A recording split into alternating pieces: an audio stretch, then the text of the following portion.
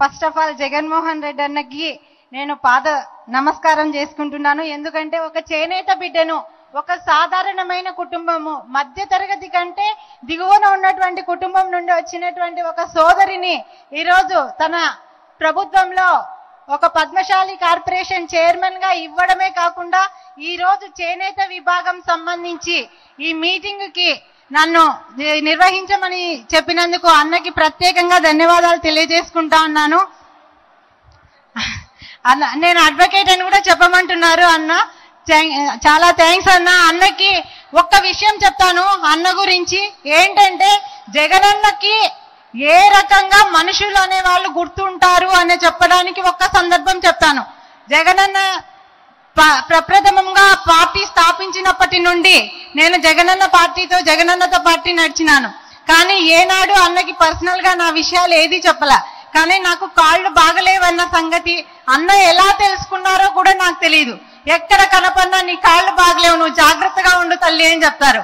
అంటే ఒక మనిషిని గుర్తు పెట్టుకోవడం కోసం జగన్మోహన్ రెడ్డి గారు ఏ విధంగా ఆలోచిస్తారు అనేది ఒక్కసారి ఆలోచించండి అన్నలారా, అక్కలారా, మీ అందరికీ కూడా. ఈరోజు ఈ కార్యక్రమానికి వేదిక మీద ఉన్నటువంటి పెద్దలందరికీ కూడా హృదయపూర్వకంగా నమస్కారాలు తెలియజేసుకుంటూ, ఈ కార్యక్రమము ముందుగా మనం ఎందుకు చేసుకుంటున్నాము అనేది ఒక చిన్న బ్రీఫ్ చెప్తాను. ఎందుకంటే చేనేతలము అట్టడుగున ఉన్నటువంటి వర్గాల వాళ్ళం, కాకపోతే వ్యవసాయం తర్వాత వృత్తిపరంగా ఆధారపడినటువంటి వృత్తి చేనేత వృత్తి. మనం బట్టలు లేయకపోతే సమాజానికి గౌరవం లేదు. అలాంటి వృత్తిని ఏనాడు ఏ ప్రభుత్వము ఏ నాయకుడు గుర్తించింది లేదు. ఎందుకంటే ఏ నాయకుడికి కూడా మన మీద అవగాహన లేదు, ఇంకొకటి మనస్సు లేదు. కానీ ఒక్క రాజశేఖర్ రెడ్డి గారు, జగన్మోహన్ రెడ్డి గారి తండ్రి గారు మనకి, మన కుటుంబాలకి, మన చేనేతలకి సంబంధించి మన వాళ్ళు మొగ్గం నేసేటప్పుడు కంటి రెటీనా దెబ్బతింటది, మోకాళ్ళలో ఉండే గుజ్జు అరిగిపోతాది అని చెప్పి ఆ మహానుభావుడు దివంగత నేత రాజశేఖర్ రెడ్డి గారు ఎక్కడున్నారో కానీ మన వాళ్ళందరికీ 50 సంవత్సరాలకి పెన్షన్ ఏర్పాటు చేసే కార్యక్రమాన్ని తీసుకొని వచ్చినారు. అంతేనా, మనకి ఆప్కో ద్వారా ఎన్నో సబ్సిడీలను తీసుకొని వచ్చినారు. కానీ జగన్మోహన్ రెడ్డి అన్న ఏం చేస్తాడు, నేను ఆ తండ్రికి పుట్టిన కొడుకునే అని చెప్పి నిరూపించుకోవడం కోసము, మన వాళ్ళ కోసము పెట్టుబడి సహాయం కింద అసలు దేశంలోనే ఎక్కడా చేనేతలకు అవకాశం లేనటువంటి కార్యక్రమాల్ని తీసుకొని వచ్చినారు. ఒక్కొక్క చేనేతకి పెట్టుబడి సహాయం కింద నెలకు 2,000 రూపాయలు, 24,000 రూపాయలను సంవత్సరానికి మన అకౌంట్లలోనే జమ చేసినారు.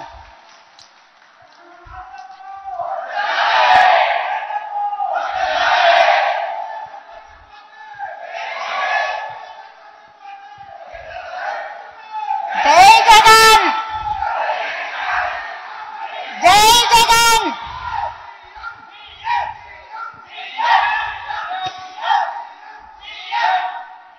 24,000 రూపాయలు పెట్టుబడి సహాయం కింద ఇస్తున్నారు అన్నప్పుడు ఒక్క మాట తెలుసుకోవాలి సోదరులారా, ఇక్కడంతా 24,000 రూపాయలు అన్న పెట్టిన నవరత్నాల సంక్షేమ పథకాల్లో అత్యున్నతమైనటువంటి భాగం అందుకునేది మన చేనేతలు మాత్రమే. అది ఒకటి మనం గుర్తుపెట్టుకోవాలి.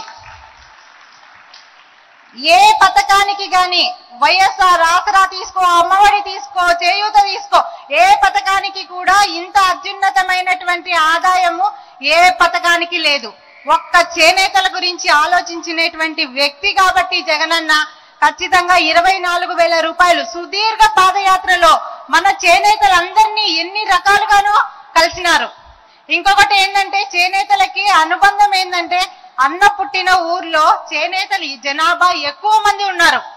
ఆ చేనేతల మధ్యన మన సమస్యలు తెలుసుకుంటూ పెరిగినటువంటి ముఖ్యమంత్రి కాబట్టి మన అందరికీ కూడా ఎక్కువ భాగం లాభపడాలి అని చెప్పి చేసినటువంటి ముఖ్యమంత్రి గారు వైఎస్ జగన్మోహన్ రెడ్డి గారని మనం అందరం ఖచ్చితంగా చెప్పొచ్చు.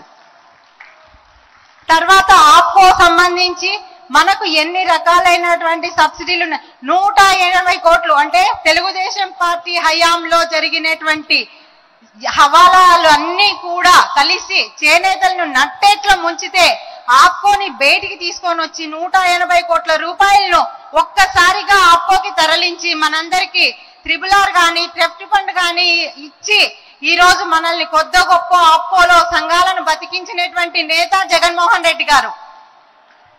ఇదే కాదు, ఎన్ని రకాలైనటువంటి కార్యక్రమాలన్నీ మనకు చేసుకుంటా వస్తున్నారంటే అన్న, మన మీద మనకి 50 సంవత్సరాలకే మనకి పెన్షన్ ఇస్తున్నారు. అది కూడా మనకి కరోనా కష్టకాలంలో 2 సార్లు 24,000 రూపాయలను ఇవ్వడం జరిగింది. కాబట్టి ఇలాంటి నాయకుడు మనకి మున్ముందు కూడా, అంటే మన కుటుంబంలో ఒకడైనటువంటి సోదరుడు మనకు ఉండడం ఎంత అవసరము అనేది మనం ఆలోచన చేయాలి. ఇంకొకటి, పద్మశాలీలు ఎక్కువగా ఉన్నటువంటి ఈ మంగళగిరి ప్రాంతంలో ఒక పద్మశాలి సోదరిని ఈరోజు నిలబెట్టి ఇక్కడ సోదరి ఆత్మగౌరవాన్ని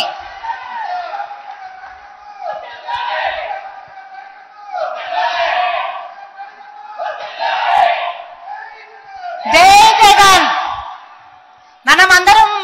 మనము మన కోసం మన ఆడబిడ్డని ప్రపోజ్ చేసినటువంటి జగనన్నకి మనము ఎంతగా మనం తోడ్పాటు చేయాలి అంటే, లావణ్య గారిని మొత్తం స్టేట్ లో అన్న తర్వాత మెజారిటీని మనం తెనిపించేటట్లుగా మనము కష్టపడి ఇక్కడ పనిచేసి లావణ్య గారిని అత్యధిక మెజారిటీతో మనం అందరం గెలిపించాలని చెప్పి కోరుకుంటున్నాను. అదే విధంగా మనకు సంబంధించి పద్మశాలీలకు, ఇక్కడ ఉన్నటువంటి పద్మశాలీలందరికీ కూడా అన్నను అడుగుతానే, తిరుచానూరు పద్మావతి అమ్మవారు మన ఇంటి ఇలవేల్పు అన్న, మాకు పద్మశాలీలకు అందరికి ఇలవేల్పు అన్న అని ఒకసారి చెప్తానే, తిరుచానూరులో మనకి పద్మావతి అమ్మవారు మన ఇంటి ఆడపడుచని ఒక జీవో ఇవ్వడం జరిగింది. అదే విధంగా కార్తీక బ్రహ్మోత్సవాల సమయంలో మనకి కుటుంబ లాంఛనాల్ని మనం తీసుకొని పోవడానికి జగనన్న కల్పించిన అవకాశాన్ని పద్మశాలీలంతా జీవితాంతం రుణపడి ఉంటాము అని చెప్పేసి ఈరోజు మేము వేదిక ముందర శిరస్సు వంచి చెప్తున్నానన్నా. మా పద్మశాలీలకు ఎంతో అత్యున్నతమైనటువంటి పద్మావతమ్మ వారు మా ఇంటి ఆడపడుచుగా ఇలవేల్పుగా మీరు మాకు జీవో ఇప్పించినందుకు చాలా ధన్యవాదాలన్నా. అదే విధంగా ఇట్లా చూసుకుంటూ పోతే ప్రతి ఒక్క కమ్యూనిటీలో మన వాళ్ళల్లో ఎక్కడ కూడా చదువు లేదు, విద్య లేదు, అట్టడుగున ఉన్నటువంటి వర్గాల వాళ్ళం మనము.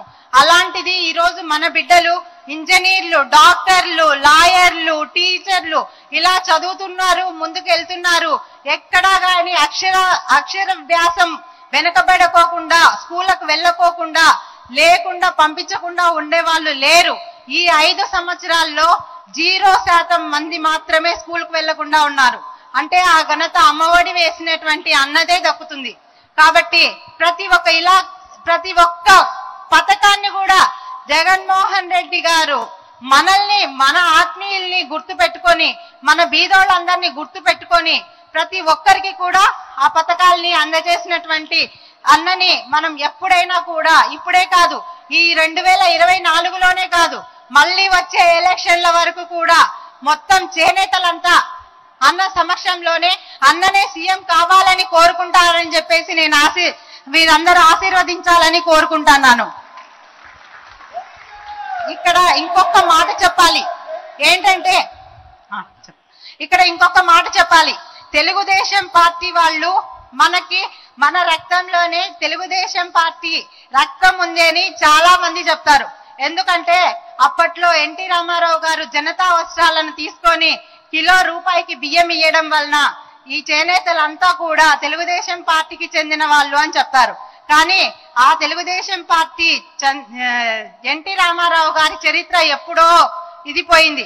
ఇప్పుడు వెన్నుపోటు రాజకీయం చేసేటువంటి చంద్రబాబు నాయుడు గారి పాత్ర వచ్చింది. కాబట్టి చంద్రబాబు నాయుడు గారిని తెలుగుదేశం పార్టీ అని మనమందరము విసర్జించినాము అని చెప్పి మన గొంతుకతో ఒక్కసారి జగనన్నకి చెప్పాలి అని చెప్పేసి మీ అందరికీ రిక్వెస్ట్ చేసుకుంటా ఉన్నాను. జై జగన్, జై జగన్, జై జగన్.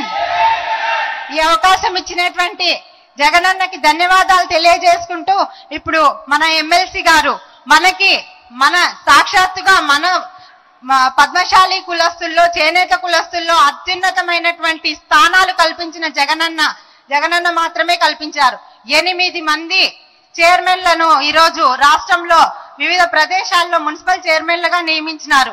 ఎమ్మెల్సీలను 2 ఎమ్మెల్సీలను పోతుల సునీత గారిని, మురుగుడు హనుమంతరావు గారిని, 2 ఎమ్మెల్యే క్యాండిడేట్లను లావణ్య గారిని, బుట్టా రేణుకా గారిని, ఇలా చెప్పుకుంటూ పోతే కార్పొరేషన్లు 4 కార్పొరేషన్లు చేనేతలకు ఇచ్చినాడు. కాబట్టి అత్యున్నతమైనటువంటి పదవులను ఇస్తూ రాజకీయంగా మనల్ని అందలం ఎక్కించేటువంటి వ్యక్తి కూడా జగనన్నే అని నిక్కచ్చితంగా చెప్తున్నాను ఈరోజు. కాబట్టి ఇలాంటి నాయకుడు మనలో ఎవరికైనా రాజకీయంగా రావాలి అని అనుకుంటే అది ఒక్క జగనన్న సామ్రాజ్యంలోనే సాధ్యమవుతుందని తెలియజేసుకుంటూ హనుమంతరావు గారిని మాట్లాడవలసిందిగా కోరుతున్నాను.